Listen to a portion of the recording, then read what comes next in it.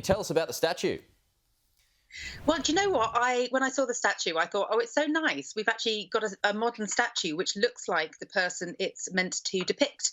It very much is Diana, and it was based on a Christmas card after she first was divorced from Charles. So in her sort of in the late 90s. It's got a couple of children around her, children from different races as well, really highlighting, how she really went across the world and really touched people with all her humanitarian work. So how did this idea come about? It was constructed by, not physically constructed, but the idea was constructed by William and Harry a couple of years ago, right? Yeah, back in 2017, and it's run a bit late, I think, sort of 4 years on. But the idea was to have a memorial to her in a place that was very special to her. So that's Sunken Garden, and the place it is in that garden is absolutely filled with her favourite flowers as well. One of which I'm delighted I have in my garden. So I'm obviously I share some good taste with the late princess too. And I think the point is that when you look at the words under the statue as well. And it was some words which were used at her 10-year memorial about, how it's the person inside rather than the position they were born to that really allows them to make a difference.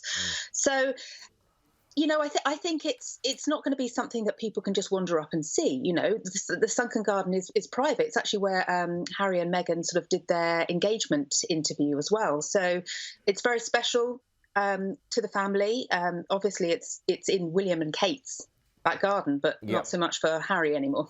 Yeah, and just finally, I mean, if anything else, a lot of people are spending more time focusing on what may or may not have been said between Harry and William today. Perhaps that's even getting more focus than the statue itself. Do we know anything about their relationship at the moment and how they're getting on today? Well, I had a look at the behaviour of the two of them, and it seemed like Harry was actually trying to make an effort. His body language was much more open, and William's was quite shut off. Not that I blame William, let's face it, that Harry and Meghan went on TV and were brutal about him, and particularly about Kate, and she couldn't respond to that because that's how the royal family work. But yeah, the whole thing had to be a small private event rather than a big media performance, because everyone knew that otherwise it would just be about the two boys in the argument. I call them boys, they're grown-ups, for goodness sake. But yes, even then, even with just a handful of people, very much the Spencer family, so Prince Charles wasn't there as well, this still turned into an entire debate about the two princes and the fact that are they ever going to heal their rift?